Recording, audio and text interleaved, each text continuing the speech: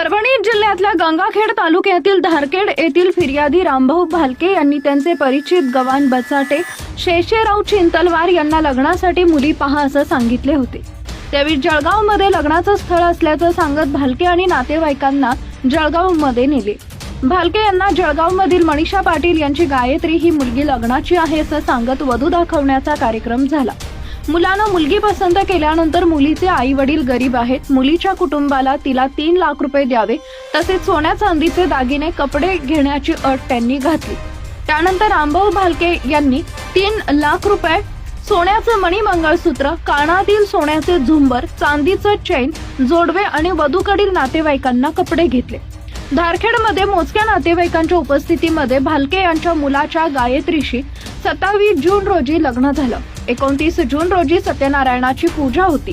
त्यावेळी गायत्रीच्या वडिलांनी गळपास घेऊन जीवन संपवलंय, तिला जळगावमध्ये घेऊन या असा फोन भालके यांच्या घरी आला।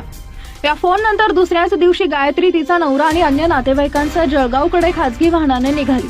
त्यावेळी मनमाडमध्ये गायत्रीचे नातेवाईक यांना भेटले। आम्हाला मनमाडच्या कोर्टात काम आहे असं सांगत गायत्रीचा नवरा आणि सासरच्या मंडळींना मनमाडलाच थांबण्यास सांगितलं।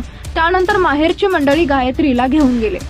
काही वेळानं फिर्यादी भालके यांनी गायत्री आणि तिच्या माहेरच्या व्यक्तींना फोन करत संपर्क साधण्याचा प्रयत्न केला, पण त्यांचा संपर्क होऊ शकला नाही। अखेर आपली फसवणूक झाल्याचं लक्षात येताच भालके यांनी गंगाखेड पोलीस स्टेशनमध्ये शुक्रवारी रात्री 4 जुलै 2025 रोजी तक्रार दाखल केली आहे। या तक्रारीवरून भगवान बचाटे गंगाखेड, शेषेराव चिंतलवार नांदेड, शिवाजी वाघटकर नांदेड, मनीषा पाटील, मीनाक्षी जैन, मीना बोरसे, सुजाता ठाकूर, अक्षय जोशी सर्व राहणार जळगाव यांच्यावर नववधूला घेऊन गेल्यानं लग्नाचं आमिष दाखवून 3,66,960 रुपयांची फसवणूक केली म्हणून गुन्हा दाखल केलाय। हे प्रकरण जळगावचं असल्याने जळगाव पोलिसांकडे हा तपास सोपवण्यात आलाय। दरम्यान